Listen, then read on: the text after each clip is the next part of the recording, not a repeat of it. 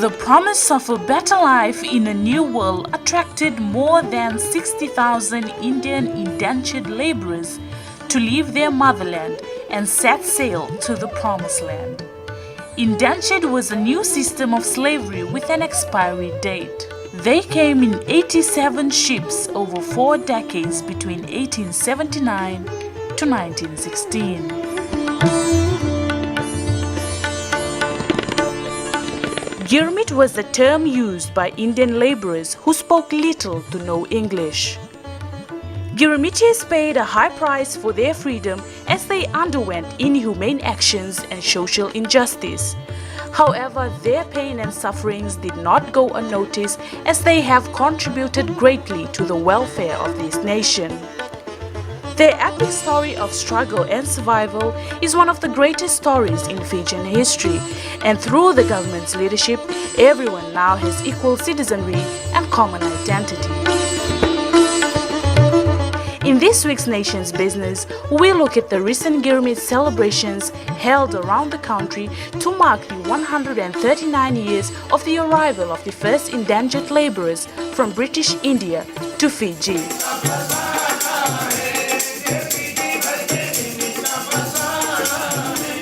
The Girmites first arrived in a ship called Leonidas. The ship set sail from Calcutta on March 3rd and arrived in Fiji on May 14th, carrying 373 males and 149 female laborers. 17 laborers had contracted diseases like cholera, dysentery, and smallpox.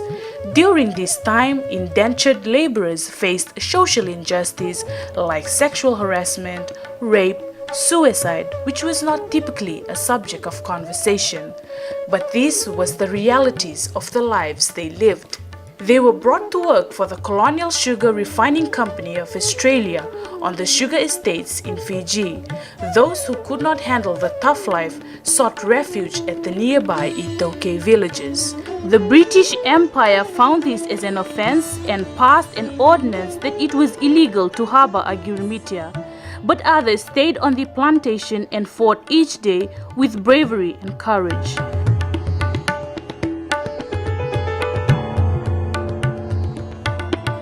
Speaking at the Remembrance Day celebration at Albert Park in Suva, the Fijian Attorney General Honorable Ayah Sahid Qayyum reminded the nation on the importance of understanding the history of where we came from and the challenges endured that today makes us a diverse nation. There were approximately over 60,000 indentured laborers that were actually brought to Fiji between 1879 and 1916. They were fundamentally brought to Fiji to work as what we call indentured laborers. The British had actually ended formally slavery, where under the slavery system you had a lot of Africans in particular that were transported from Africa to what is now known as United States of America. They were taken to the Caribbean. And of course we also in this part of the world too, we had what we had called the black-birded communities too. So we had people of, in particular from Solomon Islands and Vanuatu, in particular Solomon Islands, they were actually brought here also as laborers into Fiji. And some of their descendants, of course, still live in Fiji. And then, of course, the British, when the slavery was formally ended, there was still a huge demand for labor, but a demand for cheap labor and a demand for labor that fundamentally did not have any rights. So the British, being very ingenious, came up with what they called the indentured labor system. And the indentured labor system, of course, assured them of a supply of laborers. And they were transported from British India. And I say British India because in those days there was no Bangladesh, there was no Pakistan. Certain parts of India were occupied by the Portuguese, and down south you had the French near Pondicherry and places like that that had occupied certain parts of India. So British India, as we know, stretched all the way from what we know today, almost the border of Afghanistan, all the way across to the Burmese border. And so they sent people across to South Africa, to Guyana, to the Caribbean, of course to Mauritius, and also to Fiji. And Fiji was the only Pacific Island country where indentured laborers were actually sent across to. Mr. Saeed Qayyum says some of the challenges faced we now can talk freely about to fully understand our history. The Attorney General said the accounts of what happened was mostly told from the British narrative, and it was important to know the realities of what had happened to move forward together as a nation. Unfortunately, in Fiji, for many years and many decades, because our history of what happened to the Itaukei people, to the Indo-Fijians, the Girmitiers, was written by the British, there is one single narrative that was followed. And because of that, we weren't given the space, the intellectual space, to be able to hear all the stories. And there's been a view that if you hear one story, it should be at the expense of the other. That is the way of thinking we need to get away from. Just because we talk about the indentured history, it does not mean we cannot also talk about the injustices that the Itaukei people faced. We cannot talk about the injustices that the women faced, or other people faced, or the Chinese settlers faced, whoever they were. Because in Fiji there has been this sense by colonial governments and unfortunately subsequently by the independence governments that we can only follow one narrative. Our richness is in our diversity and our ability to listen to all the stories, all the narratives, all the histories.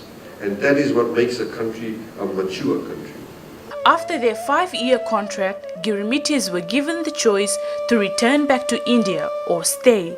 Most Girmitians stayed and made Fiji their home.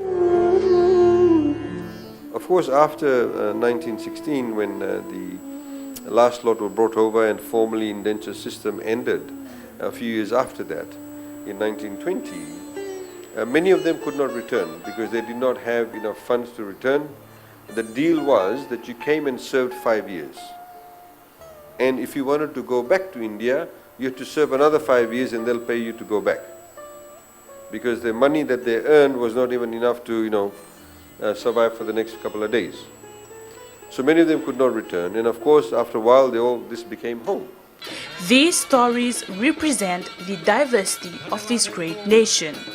So stay with us as we bring you more colorful celebrations from various towns and cities around the country.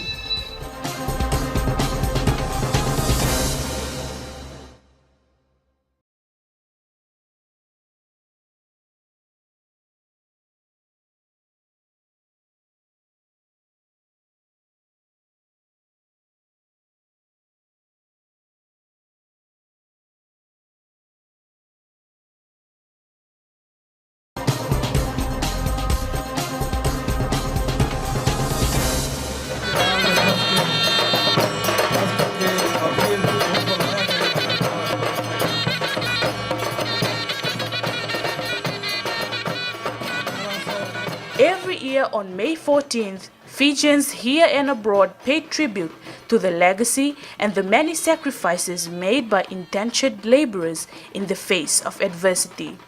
Next year, for its 140th Remembrance Day celebration, the government plans to launch a booklet filled with untold stories and truth about indentured laborers. For the next year's celebration, 140th celebration, we will have a booklet which will give you the history that has not been told. We're very proud to announce that we've set aside a special allocation of $500,000 for our commemoration for next year of the 140-year anniversary of the first ship carrying indentured laborers or Girmitiers from British India to Fiji. Mr. Speaker, I know that means a great deal to every Fijian family, especially those who can trace the lineage back to the original Girmitiers, who were brought to Fiji and made to work under slave-like and inhumane conditions. That will also include, Mr. Speaker, nationwide ceremonies of remembrance, and it will cover the first round of funding of $300,000, Mr. Speaker, towards the construction of a museum, either in Lotogo or Nandi, dedicated to the history, legacy, and immense contribution that Girmitiers and descendants have made to Fiji. Our next stop is at Syria Park in Nausori. This park was named after the ship Syria, which ran aground on the Naselai Reef, carrying 497 passengers on Sunday, May 11, 1884. This was the 5th immigrant ship to Fiji. 59 lives were lost that day. Descendants of indentured laborers danced through the streets, chanting and playing musical instruments. School students from the greater Nausori area dramatized plays and recited poems in line with the theme remembering Fiji's Girmit heritage and Girmit women. Year 9 student of Wunimono High School, Astuti Singh, dedicated the day to Girmit women who fought hard for the abolishment of the indentured system.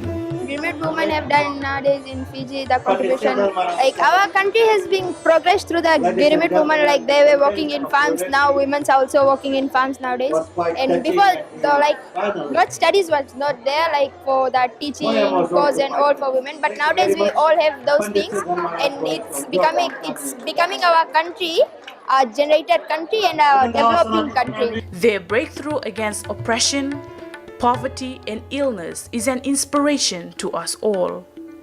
Indian High Commissioner to Fiji, Vishwash Sabkal, reminded the younger generations to draw inspiration from the many sacrifices made by their forefathers.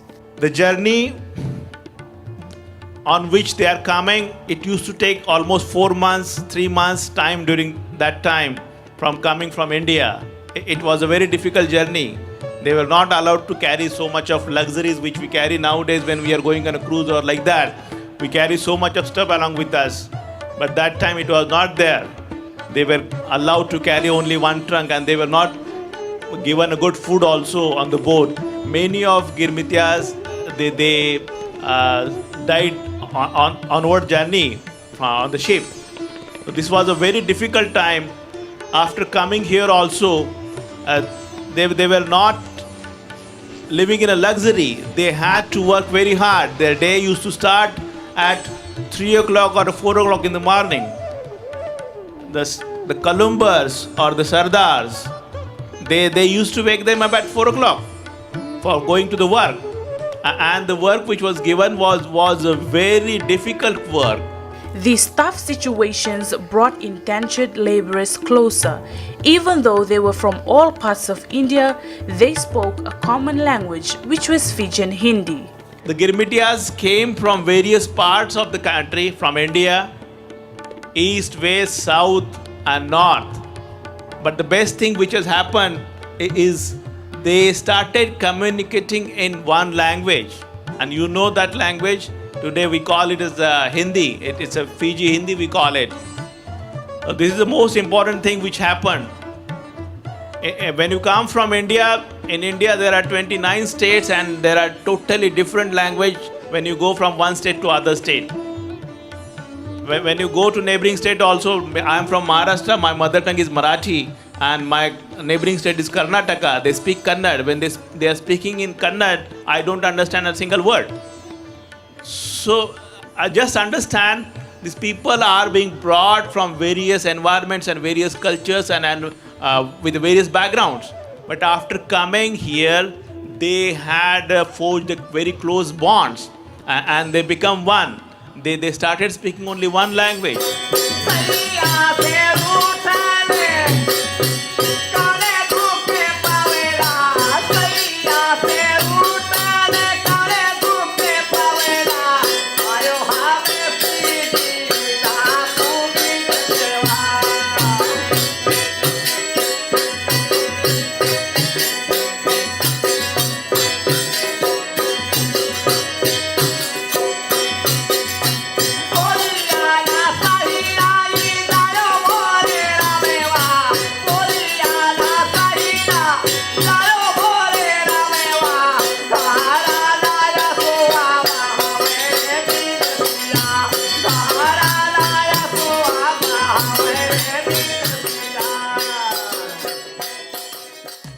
Our question for this week: what is the name of the first ship that brought Indians indentured laborers to Fiji?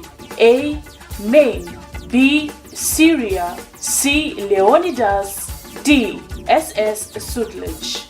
If you think you know the answer to this week's question, please log on to the Fijian government's Facebook page for your answer. Submit your answer before 4 p.m. on Thursday, July 19, 2018.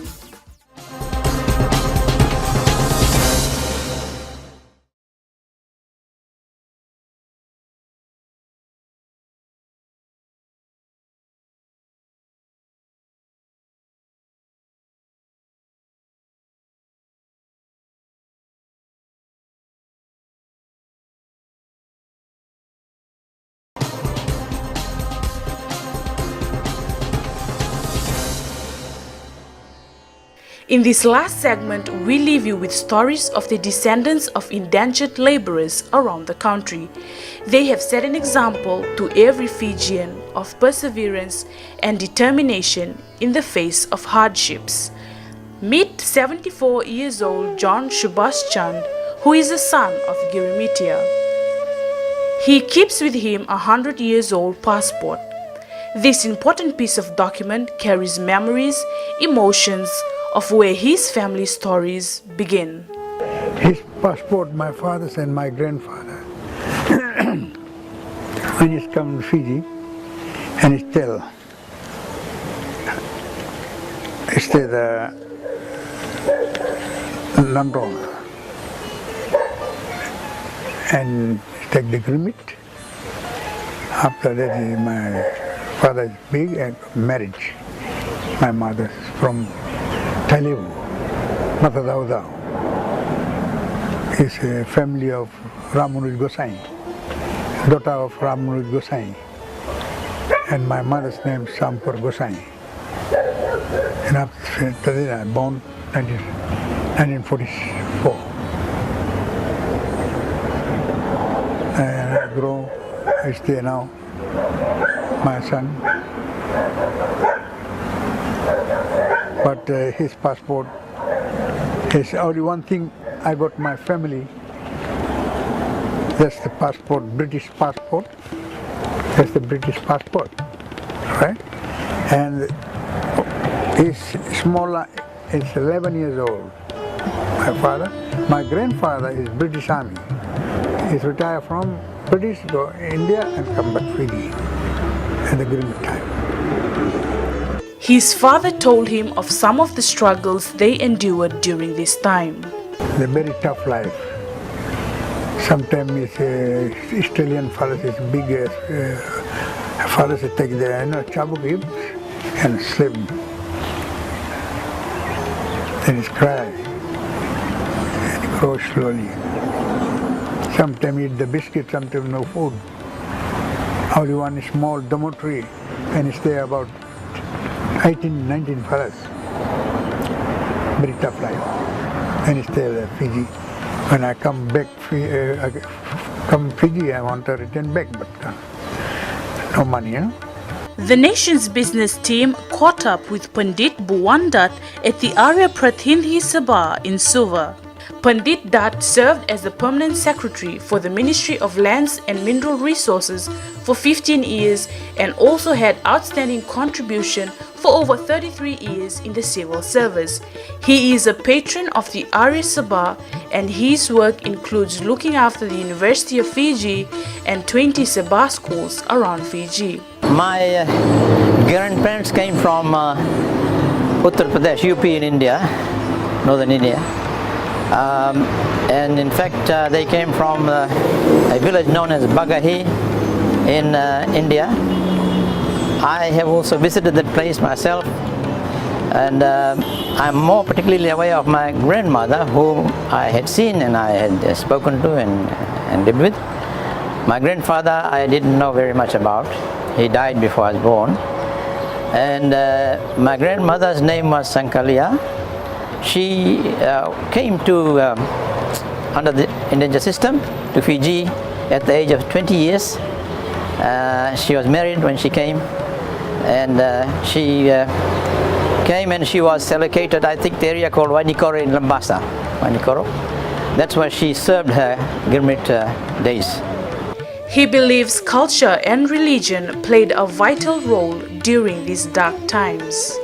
In terms of their religious aspects, they came with very little religious knowledge, but they gathered together. In the evenings they would get together, I was told, and read the holy books. Ramayana was one of them. And with that, you can see, if you have a group of people who are satisfied both spiritually as well as physically, then they would contribute. If you only use them physically and there is no social interaction, no religious knowledge, no prayers to God, obviously they will not contribute. We have come to the very hard way. the young generation today has got a lot in front of them. They've got a lot of facilities. They've got a lot of assistance from government. They've got lot of opportunities. And my plea to them is make good use of the time on your hands. Educate yourself in whatever field you are good at, and contribute to nation building. I pay tribute to all the people, all the parents, and all the Girmitians, all the 60,000 or so that came. I pay tribute to all of them for the hard work they put in, and let us respect them. Let us respect what they have done. The nation's business team visits Mr. Anup Chandra Maharaj at his home in Lakana, Nosori. Mr. Maharaj is a rice farmer who has continued in the agriculture sector like his ancestors. He fills us in on the history of how his ancestors first arrived in Fiji. तो अपने पूर्वज हमारे जो पराजा जो हमारे थे और हमारे आजा के कहे के मुताबिक वे बिहार से आए हुए थे, और हमारी जो पराजी थी जो बंगाल की थी, और सर्वप्रथम वे 1896 में नुकलाउ टापू पे यहाँ पर आए बोट में। बोट के तो नाम हमें नहीं मालूम है, लेकिन कहे के मुताबिक यहाँ से फिर लंबासा को गए, जहाँ पर नंगीरी तांबिया जहाँ कहा जाता है, और वहाँ से उनका गिरमिट प्रथा वहाँ शुरू हुआ। 5 साल का वहाँ पे शुरू हुआ। गिरमिट काटने के बाद कुछ दिन वहाँ पर थे तांबिया ग्राम में। तब वहाँ से फिर वही नासरवांगा बुआ में आए। नासरवांगा एकदम रास्ता के किनारे थे, बहुत दिन वहाँ पर थे। फिर हमारे जो आजा है वो गिरमिट प्रथा में उसका पैदाइश हुआ, और उसका एक बड़ी बहन थी, उससे खुद 2-4 साल बड़ी थी। उनका जो पैदाइश गिरमिट प्रथा पे हुआ था। जब वे काम उनके छोड़कर काम काज इत्यादि करने जाते थे, गिरमिट कमाने जाते थे, जो सरदार ने निर्धारित करते थे वो जाते थे, तो उनको कुछ जन देखने वाले थे, जैसे दाई कहा जाता है, दाई माँ, और कुछ देखने वाले थे वहाँ पर। और हमारा राजा की एक बड़ी बहन थी, थोड़ी बड़ी थी, तब वो उसको देखभाल करती थी उस समय। Mr. Maharaj said his grandfather also helped with the construction of the first schools in Lambasa. हमारे जो आजा है लकुत्तू भारतीय स्कूल, वो स्कूल को निर्माण किए। उनके ये कार्य कुशलता में अपने मेहनत से स्कूल का निर्माण किए। बहुत दूर दूर से बच्चे आना पड़ता था उन दिनों, क्योंकि पाठशाला नहीं था। उनके मेहनत से स्कूल का निर्माण हुआ, जो लकुत्तू भारतीय स्कूल। और हमारे पिताजी ने बहुत बड़ा हाथ दिया थे, पहला प्रधान थे और स्कूल का निर्माण किए। हम लोग मिलकर एक बांस का दीवार बांस, नीचे फ्लोर बांस, और ऊपर जो छत है वो टीन के लगाकर हम लोग 2 क्लासरूम को निर्माण किए। नैका बाकी सेकेंडरी स्कूल अभी है, नैका बाकी कॉलेज हो गया और बहुत बड़ा स्कूल हो गया है। He said some of his ancestors brought with them culture and tradition. जानकारी मिली, सर्वप्रथम वे अपने साथ में कुछ पूजा पाठ के जो पुस्तक है, जैसे रामायण है, गीता, वे लेकर आए थे। सर्वप्रथम मुझे जानकारी मिला था बुआ में एक ग्राम में कुछ मशहूर लोग वहाँ पर थे। हमारे आजाद था, फिर साथ में और कुछ व्यक्ति, गोवर्धन नाम का एक बुजुर्ग था, और साथ में भगवती महाराज उसके पिताजी थे, मिर्का महाराज वे थे। हमारे आजा के एकदम भाई था। और वे सर्वप्रथम रामायण का उच्चारण उसी बुआ ग्राम पर वहाँ पर हुआ। जो कुछ जानकारी तो हिंदी पढ़े लोग थे, वे उसी प्रकार से वे वहाँ से प्रचार प्रसार वहाँ से शुरू हुआ। और हमारे पिताजी भी बहुत विद्वान थे।